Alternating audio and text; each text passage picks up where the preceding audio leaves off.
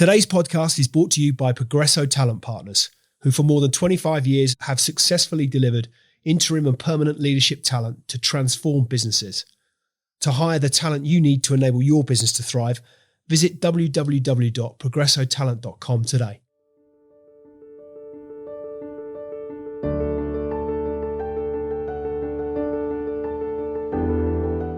Hi listeners, welcome back to the Extrology podcast. I'm your host, Lee Cooper, and in today's episode, I'm going to take us on a slightly different direction, a little bit of a break from the norm. If only that, as regular listeners to Extrology will know, we're normally with a guest. It's all about the guest. I love to make the show about the guest. I think it's really important, and I think that's why so many of you come to Extrology.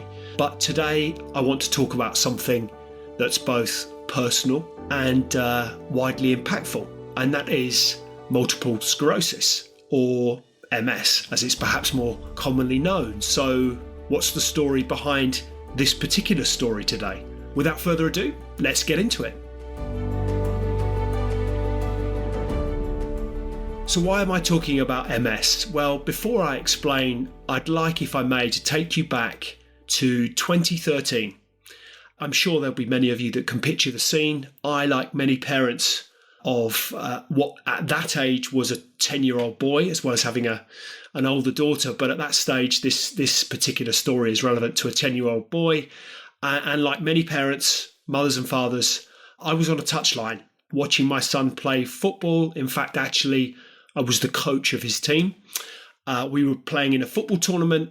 He'd have been, as I say, 10 years old. And during that tournament, things were going great. We were having great fun. The boys were really enjoying the competition. We'd gotten to semi-finals, went to the dreaded penalty shootout. And during that penalty shootout, certainly, although I was doing my utmost to remain calm externally and not pass on any of my attention to those poor boys, I was really willing them inwardly to win. I'm incredibly competitive, and I was doing my best to quell my competitive instincts so that they could relax, but at the same time, inwardly willing them to win. And I had what I would best describe as a lightning bolt moment. And what I mean by that is quite literally, at the height of the penalty shootout, what felt like an intense electric shock that went right the way through my system. It didn't scare me, it did alarm me, and as quick as it came, it went. It was the strangest feeling. I had no idea why it happened. I had no idea what it was. And like all good men, I ignored it for quite some considerable time. But what I was left with, as I guess a result of the aftermath of that incident, was what I would best describe over the coming weeks as a series of like permanently, like I was electrified from the knee down. So in both legs, this sensation never left me of kind of having ants running up and down my skin. It was like a prickly skin, didn't hurt, wasn't uncomfortable, it's just unusual and slightly disconcerting, but again, pretty much ignored. It had gotten to the point, it certainly wasn't preventing me from doing anything, but eventually, after several serious conversations with my nearest and dearest, it was decided that perhaps it was worth getting it checked out. So again, this is all through kind of 2013 time. These things are never dealt with fast. That's no reflection on the wonderful people at the NHS. It's just the way it works. I had a series of tests to try and understand, nerve tests, all sorts of things, to try and understand what it was that was causing this kind of pins and needles feeling in my legs. And ultimately, over the course of about 12 months, I had a series of scans, MRI scans, CT scans, and ultimately one very clever consultant decided to take a look at my spine in a slightly different way. Took a look at my spine rather than from the side, took a look from the top down. And what they found was that I had a pinch, C2 and C3, a couple of discs at the top of my neck, causing a pinch on my spinal cord. The upshot of which was an operation to remove those discs, which happened in 2014. And incredible operation, 2 discs removed, a piece of carbon fibre dropped down my spinal cord, and hey presto, all resolved. Within 24 hours of having a spinal operation, I walked out of a hospital ward and was home. So period of recuperation over 6 weeks, no driving, but nothing untoward, before I started to notice after about 6 weeks that actually the pins and needles hadn't gone. They certainly weren't any worse.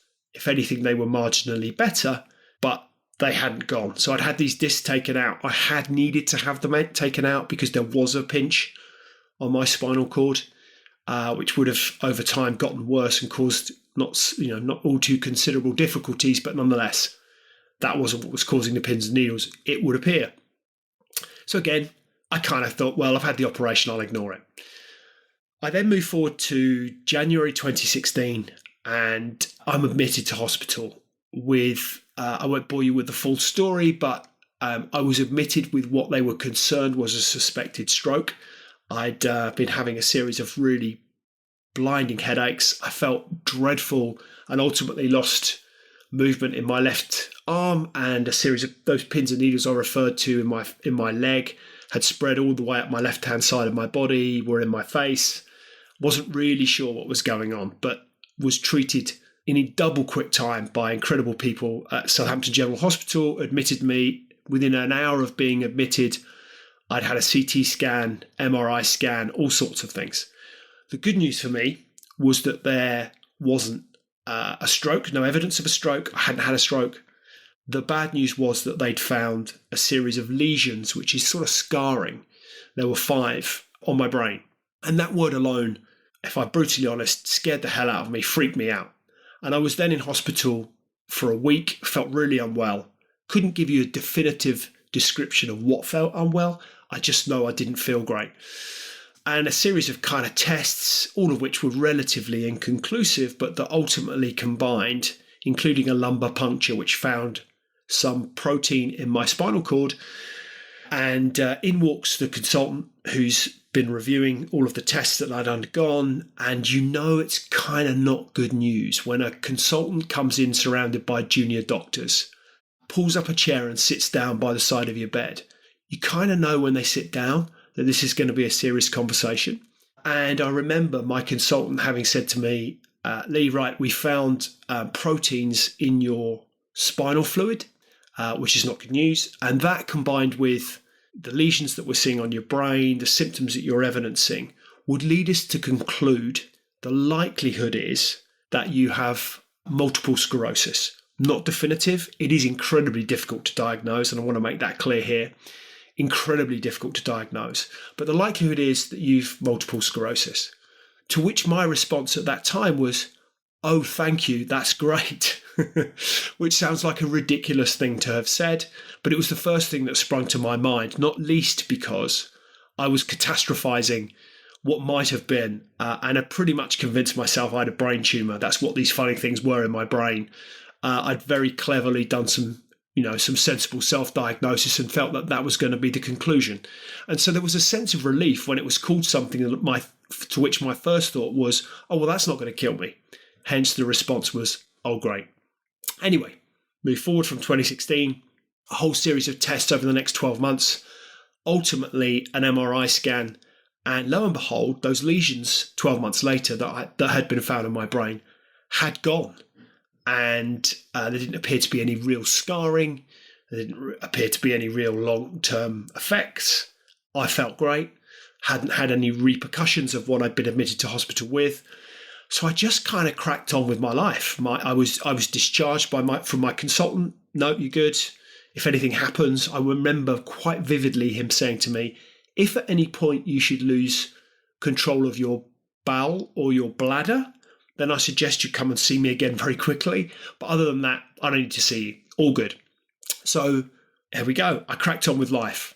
I now want to bring you forward to June 2023, and I've had a whole series of strange things going on, balance issues, bladder issues, nothing dramatic, but constantly needing to go to the toilet.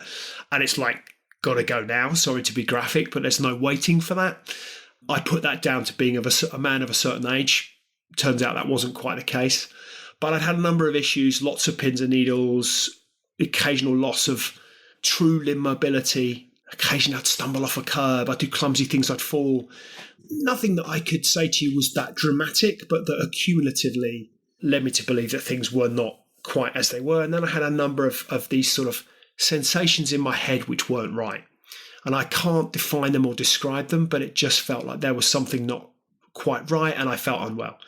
The upshot to which was more scans and quite clearly the return of lesions and some scar tissue in the brain. I think that's how it was described. I should say, for the purposes of this podcast, I am no medical expert. So anything that I might say today, if it sounds misleading, I can only apologise. I'm going for my recollection as to what I experienced. I'm not doing this from the moment. I'm just going from memory. It's sort of how it felt at the time. I had these strange things going on in my head and I was concerned about it. The upshot to which was more lesions, more diagnosis, more tests, and a conclusion that yes, I did indeed have multiple sclerosis. Specifically, I have relapsing, remitting multiple sclerosis. I'll come on to what that means in due course. But that there was a sense that at that point, it was no longer a case that I could just carry on life regardless, and that I was going to need to start to take some form of treatments to alleviate the progressive development of my MS. So why have I never talked about this before? Well, first and foremost, Extrology was established on a mission to educate, inspire, and entertain. And I've always felt that my MS story, frankly, does none of those things. I'm also a firm believer in a good podcast being all about the guest. I genuinely believe every guest that's been on my show, I'm sure, will confirm this, that prior to even recording, I make the point that it's their show. My job is simply to facilitate the platform for them. So I've kind of never wanted this show to be about me. And that's partly because podcasts that turn me off are where all too often the host tries to make the show all about themselves. Even if they have a guest, they'll always turn it back on themselves. And I just don't like that. I think also fear, undeniably, has had a huge part to play. And that's fear as to the reaction, fear as to how I would be perceived as a consequence of what I'm sharing, and a lack of confidence in sharing the message. And that kind of flies in the face of what, frankly, all of my guests have done. They've all come on and shared overwhelming circumstances, events, challenges, conditions, illnesses, diseases, and I applaud them for that hugely. And it kind of makes me feel like a bit of a hypocrite when I'm not sharing my own journey and my own challenges with my audience. So why am I talking about it now? It's been a journey of understanding, adapting, and learning, frankly. But I did want to share this part of my life with you, not just as a story, but as an opportunity to explore what MS is, how it affects those of us that are living with it, and the incredible research and community support that is surrounding it. So first and foremost, what is multiple sclerosis? Well, like I say, I'm no medical professional. This is just today about my understanding of the disease that I have. It's a condition where the immune system mistakenly attacks the protective covering of nerves in the brain and the spinal cord, which lead to a range of symptoms and challenges. We'll break down some of the science as we go through this morning in a way that's easy to understand, but basically that's what MS is. It's an attack on the immune system by your own body, and it affects everybody differently. And that's something that I've learned firsthand. So there is no, if you get MS, this will happen. Whilst there are some common symptoms, it's an incredibly unpredictable disease. It impacts daily life, work, and relationships in very, very, very different ways, depending on how it affects the individual at hand. I'm also going to share some surprising facts and figures about MS, like how many people live with it worldwide, the progress that has been made in understanding it, how it's much more common than many people realize, and it is a global issue. It's definitely one of those things that when you've got it, you realize lots of people kind of go, oh, I know someone, or me too. But it's perhaps not something that is talked about a huge amount. And I want to share it because I'm a great believer in awareness and understanding as being very powerful. I think that by learning more about MS, we can support each other better. We can help to advocate for necessary research and services. and importantly, build a community that's both informed and empathetic. So whether you or someone you know is navigating the disease, or you're simply here to learn something new, I'm really grateful that you're still with me, that you're here with me today, and let's dive a bit further in. So, as I made mention, what is MS? It's a chronic autoimmune disease that affects the central nervous system, including the brain and the spinal cord. That involves an immune-mediated process in which basically the body's immune system mistakenly attacks what's called myelin. So myelin is the fatty substance that surrounds and insulates the nerve fibers as well as the nerve fibers themselves. So that attack can cause a wide range of symptoms, and as I say, it affects individuals very, very differently. The symptoms vary greatly from person to person and can change in severity over time. So common symptoms include fatigue, which is utterly debilitating, albeit not something that I personally have suffered from. I'm very fortunate. Difficulty walking, numbness or weakness in one or more limbs, something certainly that I've had on occasions. Electric shock sensations with certain neck movements. I've certainly suffered with that. Tremors, not something I've experienced. A lack of coordination, definitely something I've experienced. And problems with vision, again, fortunately for me, not something I've suffered with. The disease can progress steadily, or people can experience relapses followed by periods of remission. And that is what I have. I have something called RRMS, or relapsing remitting multiple sclerosis. It's the most common form of MS and accounts for about 85% of initial MS diagnosis. It's characterized by clearly defined attacks of new or increasing neurological symptoms, known as relapses or exacerbations, followed by periods of partial or complete recovery, which are referred to as remissions. During that relapse, an individual can experience new symptoms or the worsening of old symptoms. They can last for days or months before they gradually improve. The remission phase is that period where the disease does not progress, and the individual may recover fully or partially from the symptoms experienced during that relapse. However, some symptoms can remain and can become permanent. Unlike progressive forms of MS, where symptoms gradually worsen over time without distinct relapses and remissions, relapsing remitting MS involves clear cycles of relapse and recovery. The frequency and severity of relapses vary greatly among individuals, and it can, over time, progress to a secondary progressive form of MS. So it begins to progress more steadily over time without those relapses. I guess what else can I share?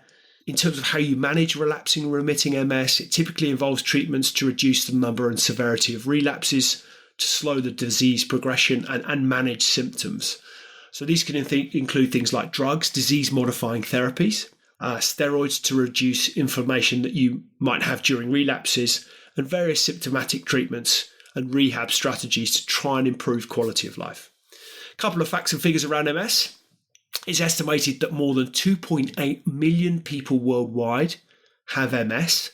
Women are affected 2 to 3 times more often than men. And while MS can occur at any age, it's most commonly diagnosed in individuals between the ages of 20 and 50. There's no known cure, but there are treatments available. I've mentioned some of those just recently, and there is absolutely ongoing research, constant ongoing research, studies on the genetic and environmental factors that may contribute to the development of MS, as well as some really innovative treatments like stem cell therapies and myelin repair strategies. It's a really complex disease. The exact cause is not fully understood, but it's thought to involve a combination of genetic and environmental factors. So things that are currently known, it's an autoimmune disease, which I've mentioned. There is some evidence to suggest that genetics may play a role.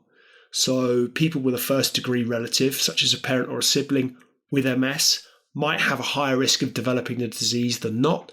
However, there's been no single gene that has been identified as the cause of MS. It's likely that several genes are involved, each contributing to a small increase in the risk of developing the disease.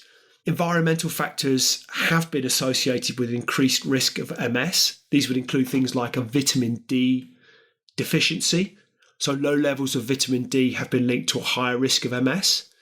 Smoking has been shown to increase the risk of developing MS. Viral infections, certain viruses, such as the Epstein-Barr virus, which causes infectious mononucleosis, have been suggested to trigger MS in people who are genetically predisposed to the disease. And geographical factors, believe it or not, I guess linked to that vitamin D deficiency. Geographical factors definitely have a big part to play. MS is more common in countries further from the equator, which might relate to things like sunlight exposure and vitamin D levels. And immune system malfunction. If you get the immune system's role in MS is a significant focus on research. People are really spending a lot of time, experts are spending a lot of time and money researching the body's immune system. And the theory is that the immune system becomes dysregulated and begins to attack the myelin, the CNS, although the reasons for the malfunction are still very much under study. So as I say, just some background to MS. I'm not a medical expert. I oftentimes wonder how much I contributed to my own experiences of MS through stress. I would have once upon in my life worn stress as a badge of some kind of daft badge of honor. I considered that, successful people, however you want to define that, but in order to succeed in life, you pushed yourself to the nth degree. I think I pushed myself that hard that ultimately my body might well have said to me, that's enough. We're not going to give you cut you any more slack. You've pushed us too far. And this time you just pushed us over the edge. So I don't know as to what part stress has to play, but I do know that stress has a horrendous impact on the body and our systems. So, I'm sure that I didn't help myself by constantly seeking out stress and pushing myself to the nth degree, not living a healthy lifestyle, not prioritizing sleep, just being work to my detriment and my cost. I think that's caused me a lot of the issues that I suffer from today. So what do I do to deal with it? How do I try and keep it at bay? Well, it's important to stress everyone is different. Everyone will. I'm not suggesting that what works for me will work for you. I think you've just got to try and find a way of dealing with it as best you can. But, I prioritize exercise, particularly weights, because I think the stronger I can be, the better equipped I'm going to be able to deal with whatever my body might choose to throw at me. So I exercise every day, religiously, relentlessly. Sleep is a huge priority. I go to bed really early. Because I've always woken up really early, I make sure I get my 8 hours a night every night. It's kind of a non-negotiable. Sleep is really important. These are in no particular order. Cold treatments. I have a Lumipod. I love my cold plunge. I've been having a cold shower now for the best part of 4 years. Whether it's psychosomatic or not, it really does seem to make a difference. I'm really careful about what I eat. I absolutely smash the greens. I smash the healthy fats. I stay away from processed foods. I eat very little processed sugar. I still enjoy a beer a little too often, the truth be known, probably more so than I should. But, a little bit of what you like now and again, I kind of give myself a little bit of slack in that respect. Mindfulness, meditation is arguably I would suggest has had singularly the most important impact on my well-being and my overall sense of kind of feeling good. I'm really careful about how I listen to my body. I recognize I'm far from bulletproof. Once upon a time, I might have considered that I was. I'm clearly not. So if my body's saying slow down, I slow down. If my body's saying rest, I rest. If my body's saying go to sleep, I go to sleep. I spend lots of time outside. I love being in nature. I have a dog which I love to walk. So for me, it's the forest or a beach. But being outside, I just find really works for me. Natural light really works for me, and goodness me, the sunshine absolutely works for me. I can literally lap the sunshine up. Love the sunshine. So yeah, I've had to make some adjustments, but it doesn't have to change your life. I mean, the truth is, I'm incredibly lucky. I've just been skiing for the last week, having the most incredible time. I skied, perhaps do I ski for as long and as hard as once I did? No. Do I think that's got anything to do with MS? No. I do think that's got everything to do with my age. I'm just not as fit and as strong as I used to be, but I can still do these things. I still get to play loads of sport. I still get to have fun. And I kind of have lots of playing around and trial and error to try and find things that work for me, that mean I can continue to enjoy this wonderful life.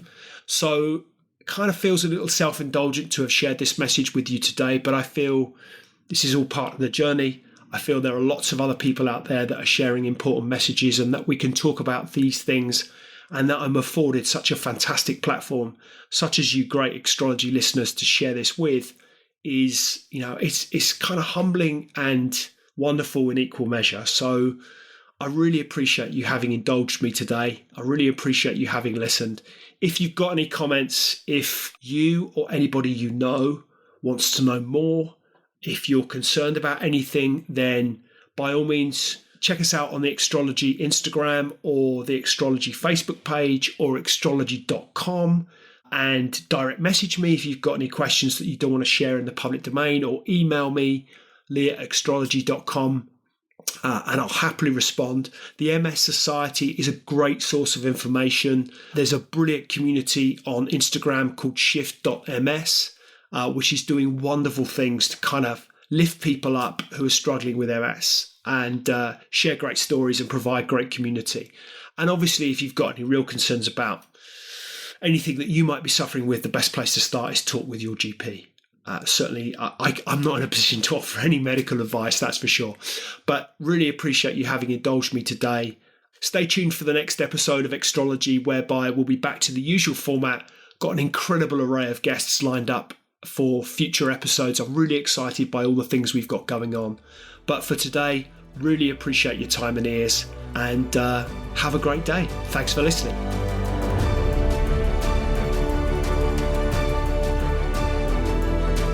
Hi, ladies and gentlemen. Thank you for listening to today's Extrology podcast. I really appreciate your audience and ears. If you've enjoyed it, then why not hop onto iTunes and give us a review? I'd really appreciate anything that you might have to say. Any feedback always gratefully received, and look forward to hosting you next time. See you soon.